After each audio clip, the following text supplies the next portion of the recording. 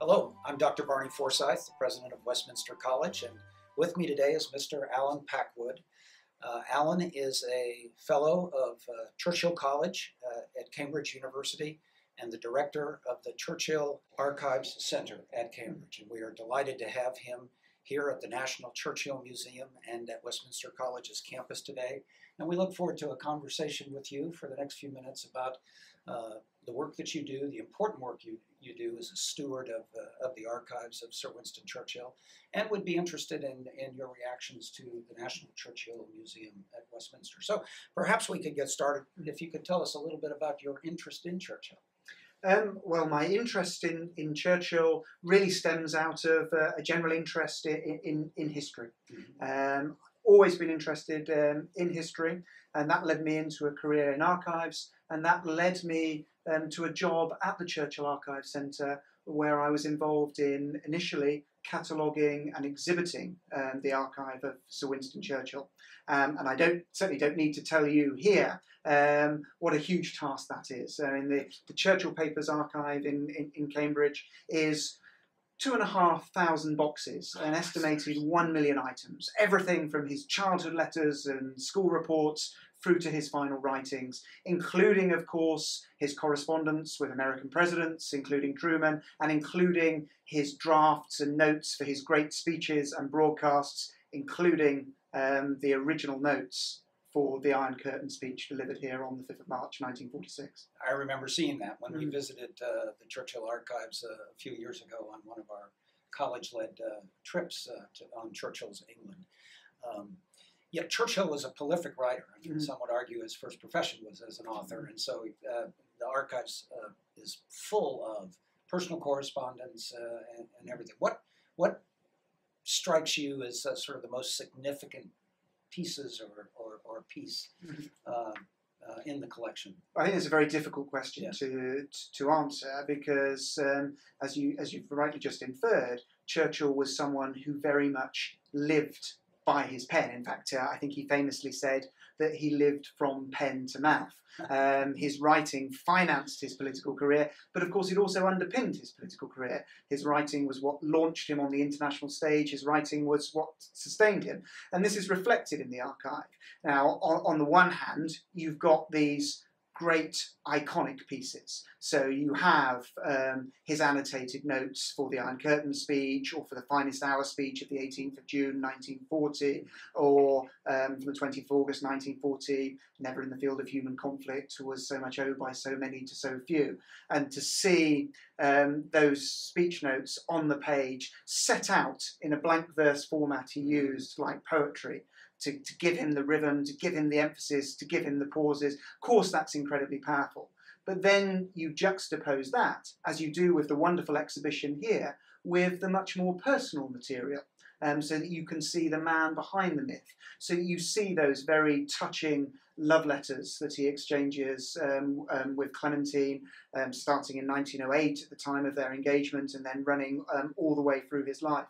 And the archive contains all sorts of interesting things, including, for example, a file on the testing of Churchill's cigars during the Second World War.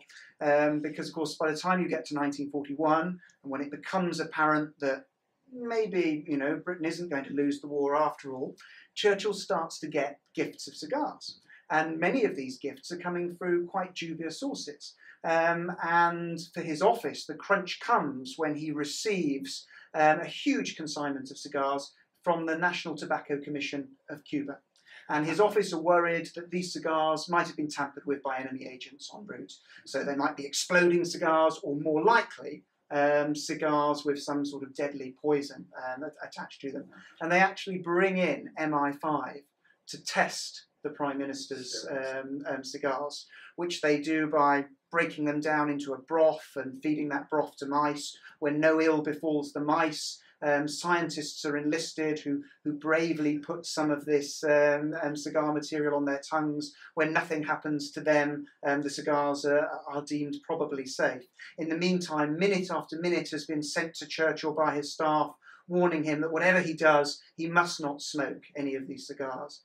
Supreme irony is that there is some evidence that after a subcommittee meeting of the cabinet, he takes this particular group of politicians down to this cigar cabinet, opens it, hands out cigars to them, and says, "Gentlemen, I am going to try an experiment. It may well be that each one of these cigars contains some deadly poison." And I think there it sort of encapsulates the problem his staff had in protecting him. I mean, it encapsulates his spirit and his bravery, and also perhaps his humour. Oh, that's terrific. Has you mentioned Churchill the man versus Churchill the myth. As you've probed deeper into Churchill's life and his legacy and who Churchill was as a person as well as a politician, has he become a hero for you? Well, I think in a sense he was always a hero for me. He was one of the sort of pantheon of heroes that I was sort of brought up with, like Nelson and Wellington. I think as I've worked on his papers, he's become obviously a much more real person to me, and also a much more complex person. I think the great thing about working with Churchill, and again, I think this is reflected in the museum and the displays here, is that he was such a complex and dynamic character.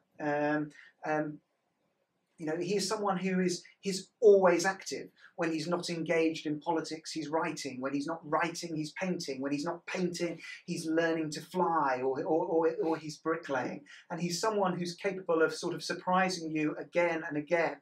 And of course, the admiration really is how much he managed to achieve during his life, and also how he managed to face down adversity time and time again, and to recover from incidents that would have destroyed many other politicians.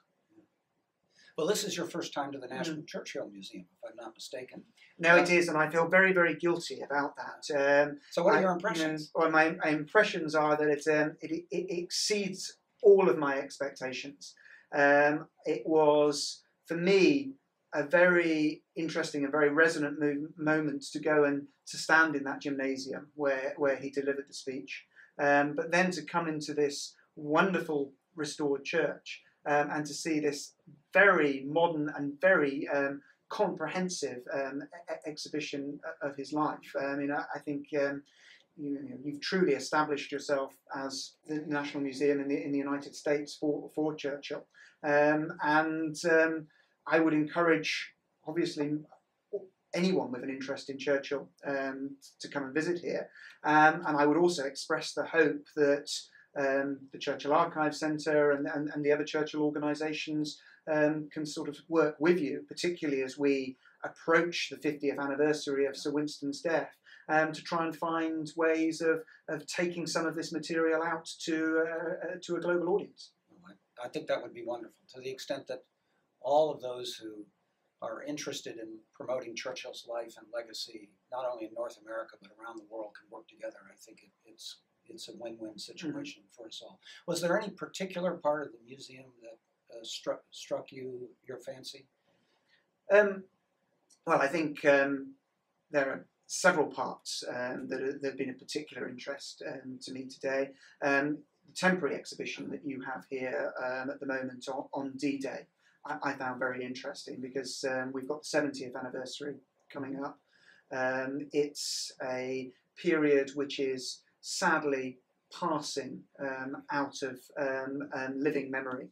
And the paintings that you've got here at the moment by those US Navy combat artists, I think what they do is to capture not just the visuals of what they were observing, but also to capture something of the sense of what it would really like to be there. And of course, this is, for me, is what motivates me to work in archives. It's the fact that the contemporary documents can strip away the layers of hindsight and plunge you back into the mindset of what it was like to be there. I think those paintings do that as well. I mean, those wonderful, if wonderful is the right word, wonderful and perhaps also horrific images of some of the soldiers, which convey a real sense of the sort of the aging and the worry and the anxiety and the strain on their faces. And then the paintings which show the scale of those Mulberry harbours that were manoeuvred into position. I found all of that extremely interesting. And then within the main body of the exhibition, I think you've done it fantastically well. You get a real sense of the different phases of Churchill's life, from soldier of the Victorian Empire through to Cold War warrior. But to actually stand next to the lectern from which he delivered that Iron Curtain speech, and to juxtapose that with the film footage of him doing it, and to know that you're doing that within a few hundred yards of where he delivered the speech, that's incredibly powerful. Oh, that's terrific. Well, Alan, we are delighted to have you here. Thanks for taking time to share a little bit about the important work that you do and your insights about the National Churchill Museum here at Westminster College's campus. Well, for me, it's a real honour to be here, and I'm very grateful to you and to all your team for the wonderful hospitality that they've shown. Thank you very much.